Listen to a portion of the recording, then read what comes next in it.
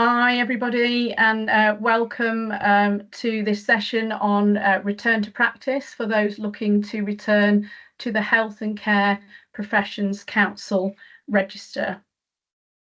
I'm just going to hang on a minute, Jess. I don't know if you have any idea how many we're expecting today, to see if a few people might just be needing to be admitted or join. I'm not sure, or whether you want us to proceed straight away. I think we could wait a minute or two just to let some people in, and then we're ready to go. Yeah, that's lovely. So just to let people know, whilst we are waiting, then this session is on return to practice for those looking to return to the Health and Care Professions Council register. My name's Natasha Pisarski, and I'm the National Programme Manager here at NHS England to support those looking to return to the HCPC register. I'm really excited today to be joined by a number of returners, previous people that have returned to practice successfully, one who's currently returning to practice, and hopefully a bit later on somebody as well who's supervised one of our returners to give you their experience as well. So I hope you'll really enjoy today's session. And as we are just 1 minute past 12, I think we will make a start. So I'm going to shortly talk to you about the process of return to practice and what the programme offers. But first of all, I thought it'd be really nice to share with you a returner story of perhaps what took them away from practice, why they then thought about returning, and you know what the process looked like for them, and where they are now. And I think I'm going to invite Sarah to speak in a moment, but I think Sarah's story for me really illustrates that, yes, whilst many of us want to return to clinical practice, there are those that don't and want to return perhaps to research, to education, or leadership and management roles. And I think Sarah's story and journey really illustrates that that's absolutely possible. So Sarah, I don't know if I'm able to hand over to you. I think you've got a couple of slides you wanted to share, have you? Is that right? I have. Let me see if that works. Is that working? Can you see that? Yeah, we can see them. Yeah. Oh, that's great. I've purely got slides just because I'm 50 and I need to remember who I am, what I'm here for, and just keep me on to that 5 minutes. Unfortunately, I can't stay for the whole session, but yeah, just a little bit of an introduction or a little bit of a story really of my return to practice. So my name's Sarah Chadwick, and I'm a proud biomedical scientist now again in microbiology and infectious disease, but I'm currently antimicrobial resistance programme manager for West Yorkshire Integrated Care Board. So I'm just, as I say, just going to share a little bit of my journey with you just for a few minutes. I promise you it's not going to be my CV, but I started my journey. So this was a long time ago. Started my journey straight after leaving school as an MLA, followed the old trainee MLSO route before qualifying as a biomedical scientist in 1999. So way back when. And I remained registered, but then went on to do after some years, the clinical scientist training programme. So I absolutely love microbiology, love biomedical science, and I was absolutely enjoying my clinical sciences training as well. And this was all brought to a fabulous halt by the birth of my 2 children, who were wonderful, but perhaps didn't quite fit in with the schedule of biomedical science and working and shifts, and also the clinical sciences training. So basically I came off the register because of cost, and you know, microbiology is my first love, and I always kept up to date with CPD and kept working in like small roles where I could kind of keep my eye in, but I couldn't justify spending that spend when I wasn't working on staying on the register. I tried to go back onto the register when it was first launched. The scheme was first launched, but found I couldn't get a placement. We'd moved areas, so I no longer had those contacts that I'd worked with. I'd moved from Manchester to then West Yorkshire, and so I didn't know anybody to ring or contact, and it was really difficult to even start those conversations with people. People didn't know about return to practice, and I just couldn't get a way in to get some hours, and I felt at that time that was my only route. When my children were a little bit older during COVID, I tried again, and this time I was already working at the local hospital in a looking as NICE manager there, but working with infection prevention as well on a lot of their programs and projects. But I'd been given a role on the bank staff in the laboratory for COVID testing during COVID. And the promise was that I could get some more hours in the lab, and so I started my return to practice, but there wasn't enough staff to cover my supervision quite a lot of the time, or I was called in, or I would only be called in for shifts I just couldn't do. I still had children that needed my support at home, and that was really difficult. So I set about updating my practice, doing microbiology courses and others, just looked at some of those standards as well, did things like coaching and mentoring, and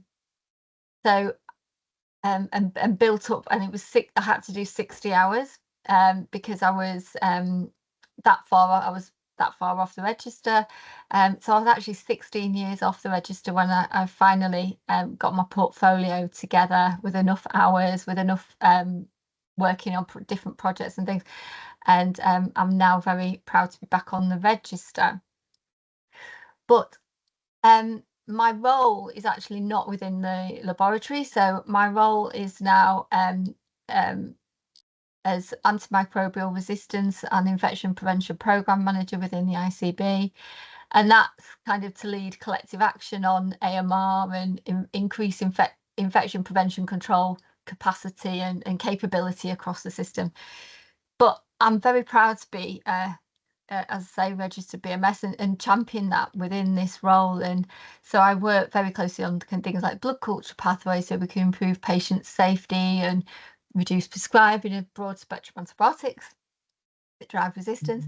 And we've built special interest groups about sepsis and bacteremia. I work with secondary and primary care, which I probably couldn't do in my role in the laboratory, so quite as closely. So bringing point of care diagnostics into our pathway. So we've run a number of pilots with point of care, as well as education of other healthcare professionals and about the role of the laboratory and diagnostics and diagnostic stewardship, and championing biomedical science, really.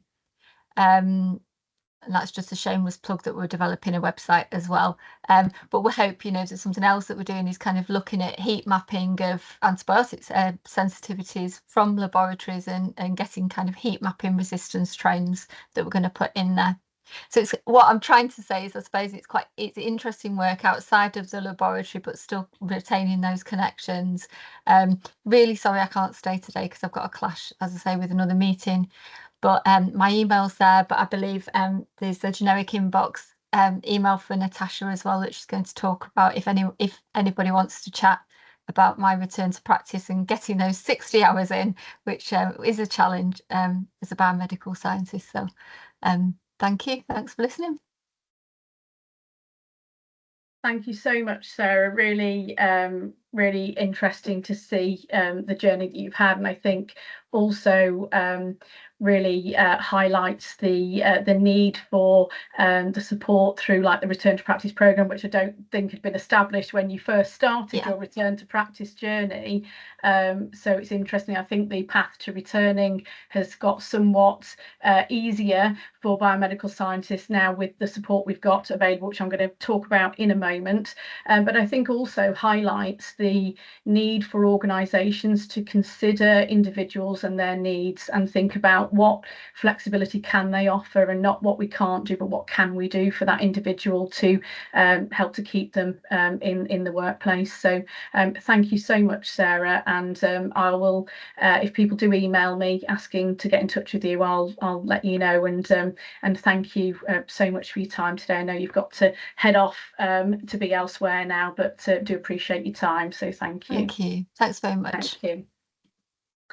Right, so now I am going to try and share some slides. So let's see, can everybody see my slides there? Is that, can you give me a thumbs up if you can? Yeah, brilliant.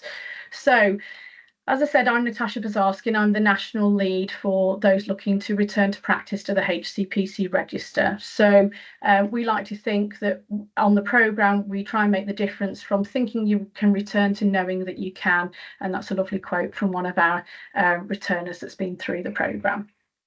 So in terms of thinking about NHS England as a whole, first of all, and the workforce. So NHS England obviously leads the NHS in England to deliver high quality services for all, and it's recognised in the long-term workforce plan, you know, the need to retain and return our skilled staff to support the delivery of the high quality care for all that we want to deliver as well. And the NHS England programme supports returners on their self-directed return back to the HCPC register. So for those that don't know, the HCPC regulates 15 professions, and you need to be on that register in order to be able to practice. So if you're a biomedical scientist or a clinical scientist, you need to be on the register in order to practice, and your profession is regulated by the HCPC, and you have a responsibility to meet the HCPC requirements to return to practice in order to re-register. So what are the requirements to return to practice? So the HCPC requirements are really flexible and help you to update your skills and knowledge in a way that's meaningful to you, to help you to regain that confidence to be competent to practice your profession and as a registered profession again. Because you are qualified, you might just not be on the register at the moment. So the HCPC set out minimum standards that you need to meet, but many returners do decide to do a little more than the minimum standards in order to feel confident to declare themselves competent to return. And at the moment, you have 24 months to collate all of your evidence to submit to return to the register as well. And then your submission will be assessed by the HCPC, and they will either admit you, in which case you just see your name appear on the HCPC register, or they'll write to you and explain why they can't admit you at this point in time. So in terms of thinking about if you're a returner listening to this event, if you have been out of practice for up to 2 years, then there are no requirements to return. You can just simply apply to rejoin the register. But if you've been out for 2 to 5 years, it's 30 days of updating, and over 5 years, it's then 60 days of updating. And the HCPC consider 1 day to be equal to 7 hours. So how can you update your knowledge and skills? Well, as I say, the HCPC are quite flexible in how they think about you updating your knowledge and skills. So they say you can use private study, formal study, or supervised practice. You can use a combination of all three if you wish to, but there's no requirement to do all three. So private study, you cannot have more than 50% of your total hours being from private study. So if you've got to do 60 days, you can do 30 days only of private study if you wish to, but you can do all of your 60 days as formal study. So that might be something like our virtual learning programme, which I'll talk about in a moment, or lots of different formal study courses, or e-learning for health. Or you might choose to do it all as supervised practice, you know, in a laboratory or in a non-clinical role. So private study is what you might think it is study led by yourself. So it might be things like reading journal articles, looking at websites, listening to events and things online. It might be shadowing, so where you've got no formal supervision agreement in place, but you're going into perhaps shadow in a laboratory, for example. It could also be things like reflection on your practice or reflection on your learning. Formal study is a structured period of study that's organised by an organisation, and often something you might receive a certificate for if you think about it in that way. And one of the things that we've recently commissioned is a virtual learning programme for all HCPC returners, so that would count towards your formal study as well. So what is supervised practice? So for those looking to do supervised practice as part of their return, say, for example, in the clinical setting, you need to find a supervisor that's of the same profession as you are and on the same part of the register. Then they must have been practicing for at least 3 years on the register, and they can't have any fitness to practice or conditions of practice against them whilst they're supporting you. So as a programme at NHS England, what do we offer? So we, every day I'm speaking to returners, picking up the phone, answering emails from returners, trying to figure out what's the best path for them to return, how they might want to start their return to practice, what things they need to think about. So if you are struggling with your return at any point, then you must reach out to the programme. It's hard to know. We do ask people if they need support, obviously periodically via email and things, but we don't know you're struggling unless you let us know sometimes. So we're very happy to pick up the phone to returners to support them, and via email as well. We also have a closed Facebook page that offers support from us, but also peer support as well. We also offer some financial support as well. So there's up to £800 for out-of-pocket expenses. So if those expenses that you're looking to claim are eligible, then you can be reimbursed those costs. So things that might be eligible might be things like to cover the cost of putting your children into wraparound or daycare whilst you attend supervised practice for the day, for example. Or it might be your mileage to get to and from supervised practice, or it might be ordering a textbook so you can do some private study, those sorts of things. Or there might be a biomedical science course that's really relevant to your return and you want to claim some funding for that. So those are the sorts of things that we can reimburse you for through the programme.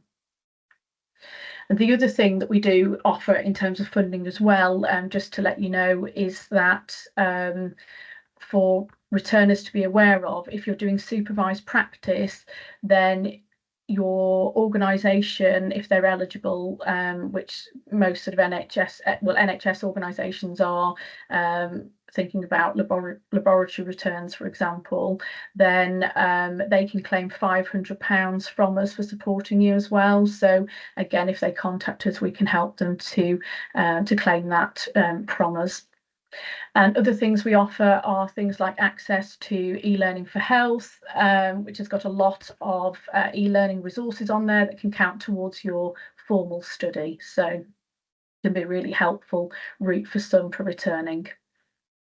We also have a national egress platform as well that we can give returners access to, and this has a lot of resources on to help you on your return. So things around perhaps things like we've got supervision record sheet examples, or learning objective sheets, or SWOT analysis tables, lots of different things to help you to think about how to structure your return and identify your learning needs, and perhaps some signposts as well to different resources for individuals perhaps returning with disability, for example, and things like that. So lots of information on there.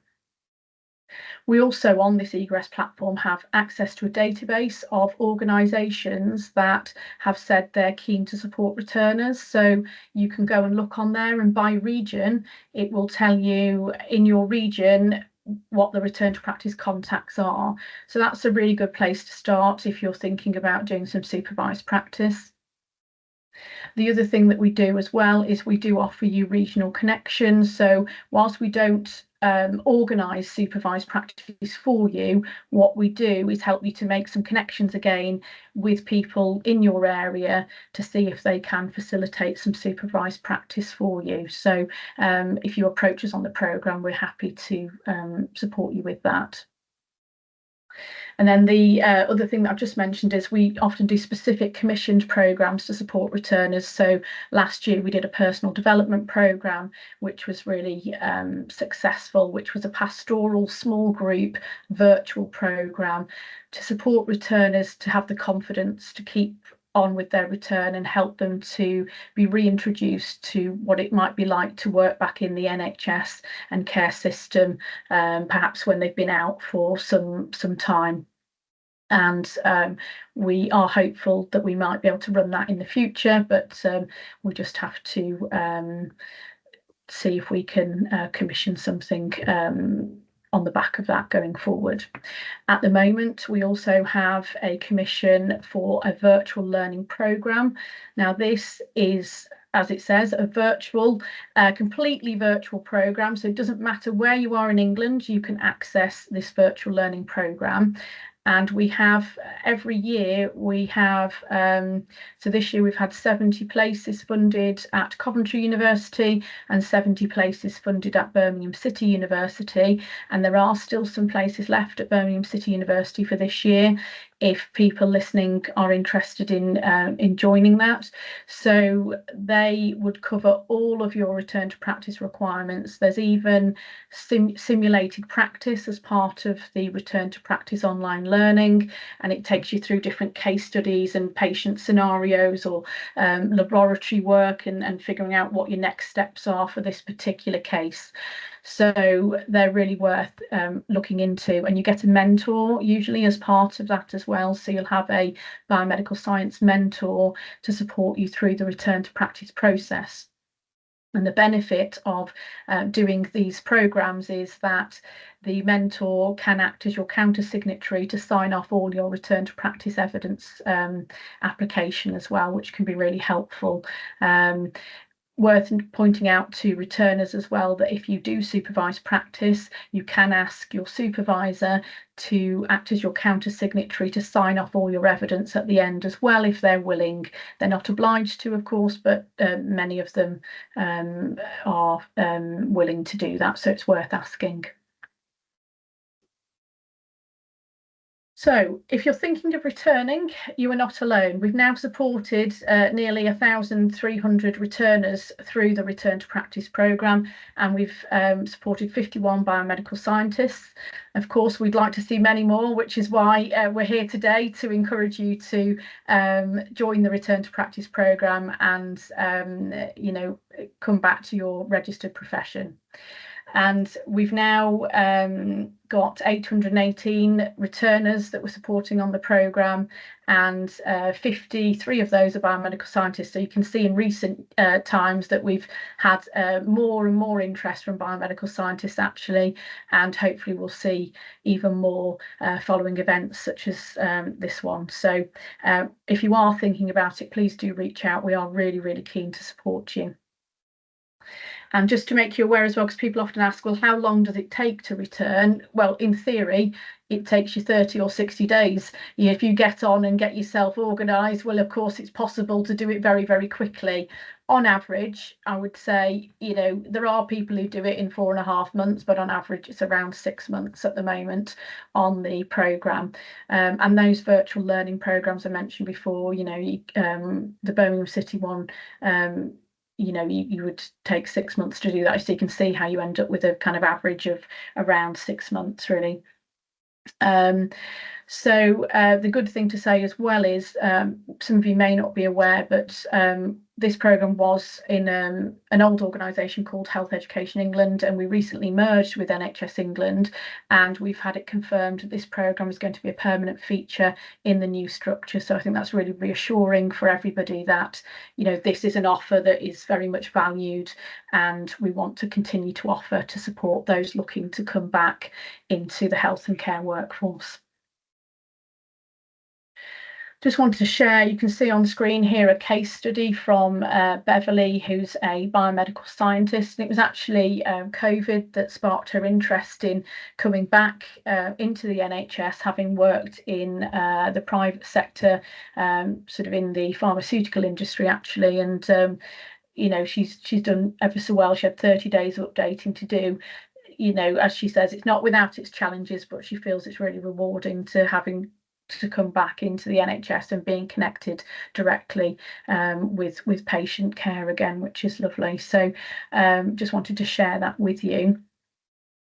I think going back to Sarah's sort of journey at the start, you know, where she talked about returning to kind of a leadership role and a non-clinical role within biomedical science, I think it is really important to share that whilst many returners do want to return to a clinical role, there are many also that want to return in research, clinical leadership, and also in education. And I just want people to know that we do support you to return in whichever field of biomedical science you wish to return into. So please don't be put off if you're not looking to return to clinical practice. Do come and speak to us. And you can see at the top right of your screen there, you can see a Slido poll that we did with some of our returners as they were embarking on their return to practice journey. And I hope that gives you a sense of the mixture of emotions that we all feel when we're embarking on any significant change in our lives sometimes. And, you know, the sense of feeling a bit overwhelmed, but excited, a bit nervous and apprehensive, but, you know, proud to be a biomedical scientist and to be returning to the register, because many people say, you know, I've always felt that you know, I'm a biomedical scientist, but I just, you know, for some reason or another, I've not come back into it and I really want to now. So it's normal to feel that mixture of emotions and feel quite daunted at the start. And that's why we're here to really give you any support that you might need. So please do reach out and know that you're not on your own in feeling that way if you do. So I'm not going to dwell too much on this slide because it is available on our website, but in essence, if you have been on the register before and are looking to return, we will support you. If you're already registered but out of practice, again, we will support you. So I'm just going to leave that there, and you can find the full list of our eligibility criteria online. Signing up to the programme, just to let you know, you can access the programme via our Return to Practice website, which you can see a screenshot of on the slide there at the top with all the little people. What you need to do is navigate down to the little grey tile on the top left, which says programme registration, sign up here. Double click on that and it brings up a form that you can see on your screen there, which is our inquiry form. It's very, very quick to fill in the inquiry form, and you just submit that off to us. This is then manually processed once a week by our business support team, who will then send you out a survey, providing you meet the initial criteria, for more information to support us supporting you on your return. And then once you've sent that back in, you receive a welcome email from us with lots of information about all the resources that we have available on the programme. And at that point, you know, if there's things you want to access or you want to book a call with anybody or anything, then, you know, you're absolutely reply to that and we'll get that set up for you. If you're looking at the website and you're thinking, I'm not sure if it's right for me as well, feel free to reach out to us before signing up, and we're happy to have a chat with you to see if now is the right time for you as well. So please don't hesitate to contact the team. So we've said what do we organise for returners and sort for returners, but what do we do for organisations and systems as well? Because of course they often support many of our returners through the supervised practice part of the process as well, those that choose to undertake it. So we do have a guide for organisations and supervisors as to how to best support a returner, and this has been co-produced by those in the system doing the supervision and the setting up of the supervised practice out in the systems and organisations.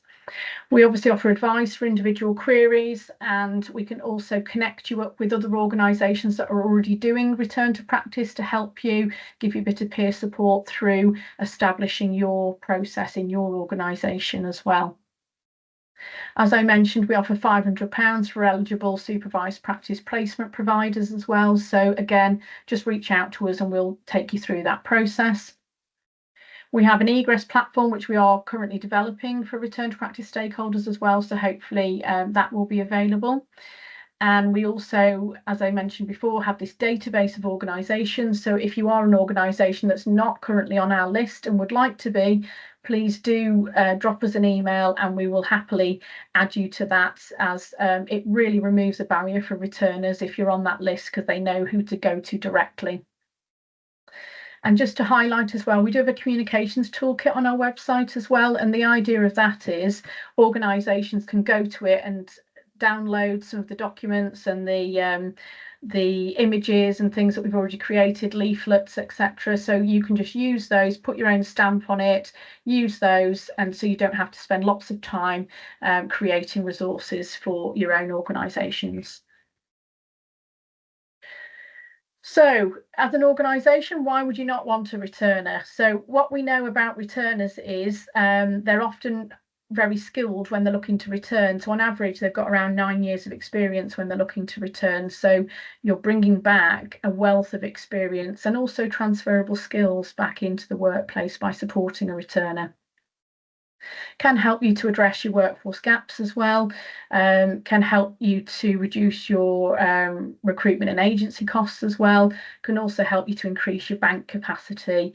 And as I say, average time to return is 6 months, but it can be quicker with the right support. So it is really a really good investment from an organisation perspective to invest in somebody to hopefully retain them in your workplace to help you with your workforce supply as well. So it's really important, as we alluded to before, when we heard from Sarah, that we think about what we can do to support individuals in the workplace and not focusing on what we can't do. So thinking about how flexible can we be to make return to practice a win for the organisation and a win for the returner. So thinking about how we can support a returner back into work that works for them, but also works for the service as well. Thinking about what route you offer as an organisation. Can you offer a paid route or can you only offer an unpaid route? Some organisations are able to use vacancy money, for example, to offer a paid route. That's how some of them choose to do it, or actually advertise a post and say, you know, you're open to returners to practice as well, to make it really clear to returners that it's okay for them to apply. And as we'll hear shortly, sometimes it doesn't put people off just putting a post out, because people will maybe apply anyway as a returner. But I think it's quite a daunting process to return to practice. So I think it's nice to feel wanted and welcome on a job advert, you know, where you can just put that line in. If you are open to supporting a returner in the post you're advertising, then it will be more encouraging to returners to apply for it.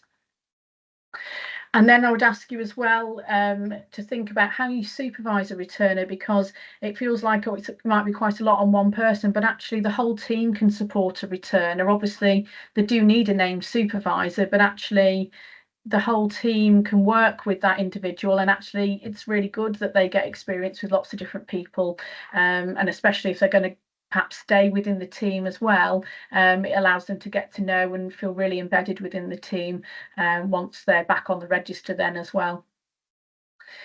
Do you have a central point of contact in your organisation for returners to practice? Because one of the problems returners can find is navigating that organisation to try and find that individual that they really need to speak to organise their return. So having something on your website with a central point of contact can really reduce that barrier for some of our returners as well. And what's your welcome for returners to practice? How do you make them feel part of the department? How do you make them feel part of the team when they come back in and have that sense of belonging and want to stay? Things like preceptorship can be really helpful for returners as well. So there's an e-compendium programme on e-learning for health that might be something you want to explore with your team. Also can be worth considering collaborating with other organisations or within your local system to see if there are other returners returning at the same time, or perhaps matching a returner that's been through the process with one that's currently going through the process as well, to try and offer some of that peer support. So if you're thinking about, as an organisation, attracting returners, then what we do know is around 46% of our programme returners find out about return to practice through our internet search. So it's thinking about what's your online presence, as I said before, what's your, if somebody Googles your organisation around return to practice, are they going to find a landing page with just a little bit of information about returning to practice and a key contact? And that can really smooth the process for returners. We know that around 18% also find out through a colleague. So how well informed are your workforce? Because they can be free adverts for you, because they might talk to somebody who they trained with who's now not in practice, and before you know it, they're thinking about returning. So it's really thinking about, does everybody in the workforce know about returning, and how then can they signpost to support that individual as well? So I'm just going to skip over this now, just to say we have developed an advertising guide within the supervisor and organisation guide now, with some really good examples of what systems and organisations have done to advertise for returners. I think on the previous slide there was a back of a bus showing you an advert for return to practice, and local newspaper adverts, Facebook adverts, these sorts of things. So but like I said, there's a lot you can do that doesn't cost anything as well, so worth thinking about. I've just put our contact email address up on the screen here, and our return to practice website. So if you do want any more information, please do get in touch. So now I'm going to move on to bringing return to practice a bit more to life, because it's quite dry talking about the process sometimes and things. So I'd really like to invite Louise. I'm just going to stop sharing, and then hopefully we can see Louise there. So has Marie's been able to join, Louise? Do you know? I don't think she has. Don't think so. No. Okay, not to worry.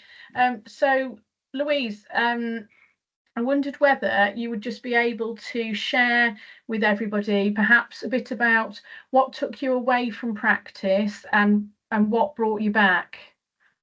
Yeah, so it's lovely to be here today. So I did a degree in biomedical science, got that in 1999, took a position as a trainee MLSO, as we were back then, in haematology and transfusion, and qualified in the year 2000. So I then worked for 11, nearly 12 years as a specialist biomedical scientist. And it was at the point that I'd had my second child and just could not make full-time working and the shifts balance with a young family. So I took a career break, which I thought maybe just a few years, ended up running a family business with my husband. I thought I was ready to come back, but then COVID hit. And of course, children were at home again rather than at school. So it was after that, and I've been out for 12 years at this point, that I then knew that that was the right time, that I really did want to return, to get back into my career. I'd had 3 children by then, so the youngest was then 10. So heading off to high school shortly, so a perfect time for me. The children were needing me less at home. So I thought, right, I need to return now. And I honestly did not have a clue how to approach it. I initially thought that, oh, I've been out for so long, I would probably have to go back in as a trainee. I would have to do the registration portfolio, and put it off for a little bit longer, really, talking myself out of doing it. And then I think I set up job alerts on the NHS job website. And when the right one came up, I thought, do you know what? I'm just going to do it. I'm going to apply for the job, which was a Band 5 biomedical scientist in haematology and transfusion. Convinced myself that I would not get this job, that I'd forgotten too much. Got an interview. Very, very, very nearly withdrew my application on the morning of the interview, having had a major wobble and loss of confidence, and but decided, no, I would go to the interview. I went to the interview and I got the job. So I started my return to practice in June last year. I needed to do the 60 days because I'd been out for over 5 years. Was integrated into the workplace absolutely brilliantly. The whole team were wonderful in supporting me. And I put my application into HCPC in October, came back in November, and I was back on the register. Then spent a few months sort of getting back up to speed with working on the out of hours rota, and in May of this year I went back on to the out of hours rota and was also moved up to a Band 6. So I guess less than a year from starting to being back up to where I left off 12 years ago. That's amazing, Louise. Yeah, really brilliant. And I think, yeah, amazing to have, yeah, stepped up a grade as well, even within that 12 months is absolutely fantastic. And it's a shame Maurice can't be here today, because I think really shows what wonderful support from an organisation and a supervisor looks like, actually, what is possible to achieve. And, you know, really brilliant that you had such a positive experience. And also well done to you for having the confidence to apply for that post, because that's what I was just talking about a minute ago. And I think it takes a lot of confidence to do that, and I can totally understand why you might have had a wobble, and I'm glad you went, you know, you didn't you know, back out of it, and obviously it was absolutely brilliant and worked out really well for you. But I think also illustrates to anybody else listening that, you know, sort of you can have those doubts, but just go for it anyway and see what happens. Really, what's the worst is people say no, you know. And so well done to you. I think it's really brilliant, and you've done extremely well on your return. So thank you so much, Louise, for sharing that, and hopefully we'll get to hear from Maurice another time. Was there anything else, Louise, you wanted to say to anybody listening before we move on? Or I think probably the best advice I could give is to gather your information from the HCPC website, IBMS, Health Education for England website. So you've got all that. Set up those notifications on NHS jobs if that's the route you're wanting to go back in. Like you said, just because they don't mention return to practice doesn't mean that they're not open to that. The employer I currently work for didn't even know about return to practice until I applied. So we kind of navigated it together, really. So just because it's not there in black and white doesn't mean it's not a possibility. And I would say, don't overthink it. If you know you're ready, just do it. Thank you, Louise. That's brilliant. Good advice for anybody listening. That's brilliant. Thank you. So now I'm going to invite Rebecca. Is Rebecca still on the call to talk about her return? Sorry, I think we're over 2 screens. Sorry, I can't see you, Rebecca. Bear with me. Oh, I can see you. There you are. Hi, Rebecca. So I just wondered if you would kindly just talk a little bit about, again, what sort of brought you back into practice, perhaps what took you away in the first place, and where you're at now in terms of your return in your career, if that's okay. Yeah, sure. So I completed my degree in biomedical science in 2007. I then relocated, so I've moved about a bit. I relocated to Oxfordshire and started a post-registration position as a Band 5 in histology there. Completed my specialist and MSc, and then we decided to move back to Sussex, which is where we are now. And so I was applying for NHS posts, and I also looked at the private sector as well, because there was pharmaceutical companies around here. Yeah. So I actually decided to take a private sector job. So I did that for a few years where I was doing histology, not practicing as a biomedical scientist as such, but doing the same job skills. I had my first baby in 2013, and then while I was on maternity leave, I was made redundant. It was a whole site closure. So I decided to stay at home with her, and then had more children.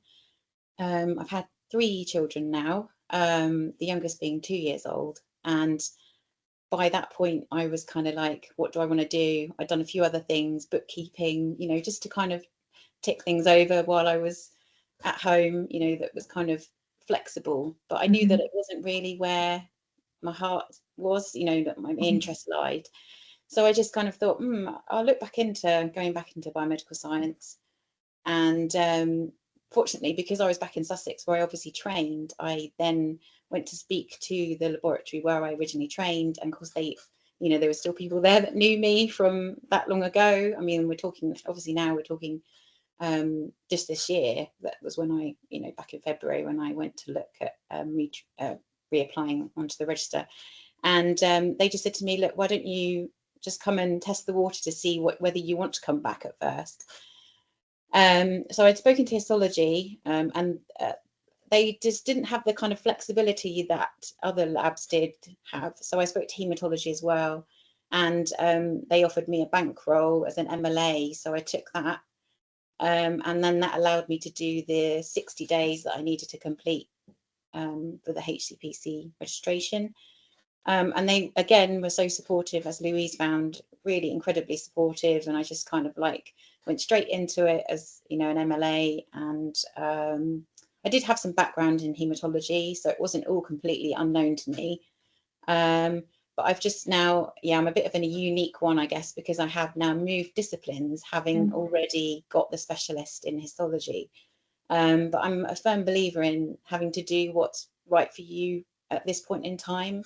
And I feel that they're, working in that lab with haematology is a lot more flexible at the moment. And I always did have a really good interest in haematology anyway. So I am, looking at the prospect of having to kind of start again with doing the specialist and things. But I'm kind of up for that, that's where I'm at now. So and I'm back on the register. So I've just got to wait for a Band 5 position to come up and apply for that. And go from there, really. Excellent. And am I right? Are you doing some bank work? Have I got that right? Yeah, as well? That really works well with 3 youngish children. I can offer them so many hours, and they're so appreciative of having somebody anyway. And because they knew me before, that really helped in that respect, I think.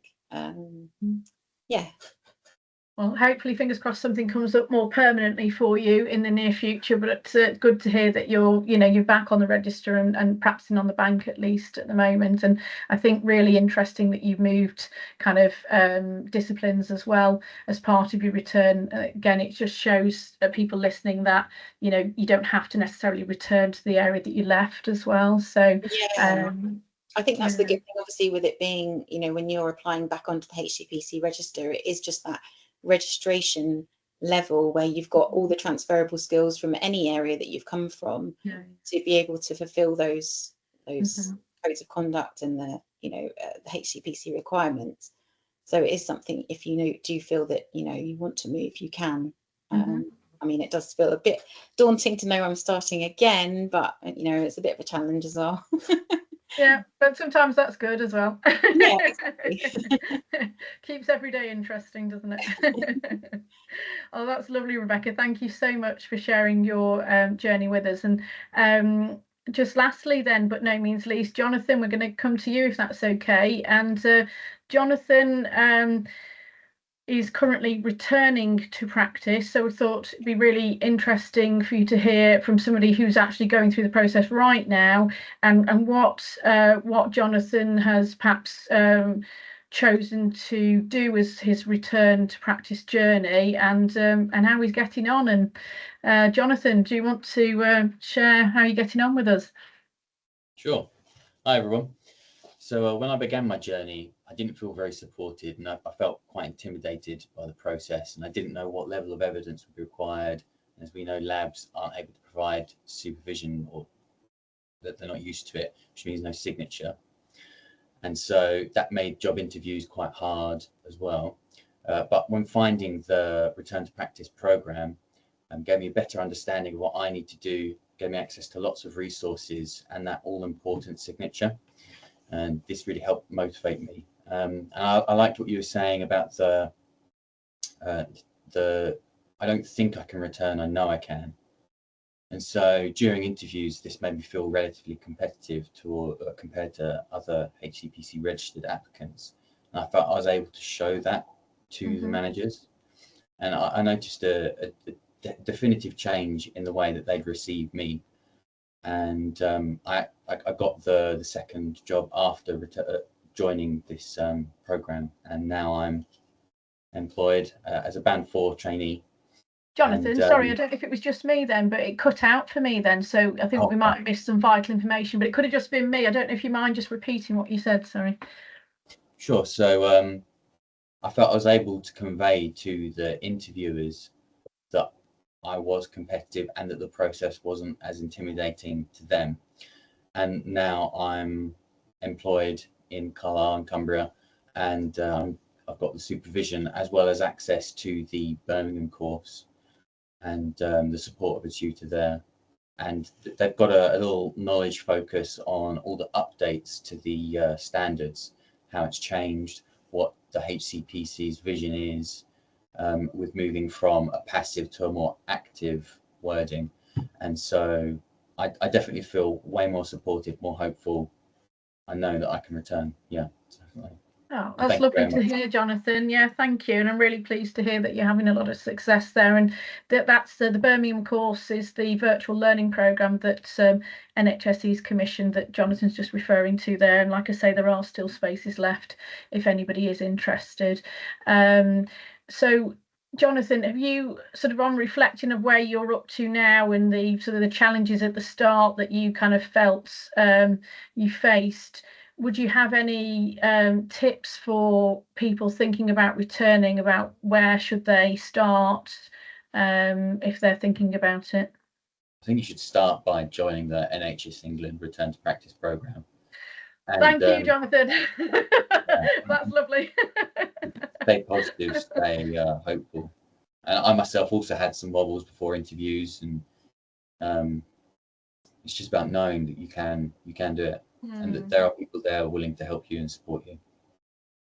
Thank you, and that's really lovely to hear, because I think the program's here to support you. It's your individual return, and it is self-directed, isn't it? It's up to you how you want to do it. But I think, like any big change in life, it's nice sometimes to know there's somebody there that you can pick up the phone to or drop an email to if something hasn't gone quite right, or you've tried to get supervised practice and it hasn't quite worked out, that there's somebody you can reach out to go, well, have you thought about this? Have you thought about that? What about this? Could we do it a different way? And it's that sort of, because it's a bit of a roller coaster returning sometimes, and it depends on your particular route that you choose, but it can be a bit up and down. And that's why I think the support that the programme does offer is helpful at those particular points where you need that somebody just to help you pick yourself up again after a setback, in a way, isn't it, sometimes a little bit as well. But that's really appreciate you sharing that, Jonathan. Thank you. Is there anything else you want to say, Jonathan, or I'm going to move on to just no? Okay, thank you. Thank you so much to all of you for sharing your personal journeys with us. It's really much appreciated, and I hope the listeners have found that really helpful, as I think it really shows the breadth of returning that's possible. I'm conscious of time, Jess. We've got 6 minutes. I haven't had a chance, if I'm honest, to look in the chat. Just before I do have a look in, if there's anything to respond to there, as I've said before, I think Jess has got our email address anyway, so feel free to drop us an email if you think of any questions afterwards. I'm just looking at, sorry if I pronounce your name incorrectly, but I think it's Zainab, is it? Working as a biomedical support worker, like to apply. So this looks like, so I don't think you're a qualified biomedical scientist from reading this at the moment. So that, to be honest, that's probably a question that I would direct directly to the IBMS, actually, around training requirements, because I think that's something beyond return to practice, really.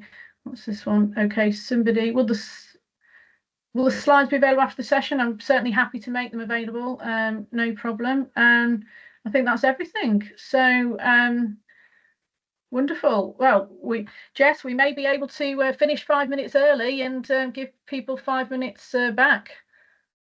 It was a really interesting session, and thank you so much, everyone, for taking the lead, despite the fact Tamina couldn't be here today. No problem. Right, well, enjoy your 5 minutes back, everybody, and once again, thank you so much to all the speakers today. Very much appreciated, and thanks to the IBMS for allowing us to put on this event today. So thank you all. Thank you, everyone. Thank you very much. Have a good day, everyone. Take care now. Bye. Bye.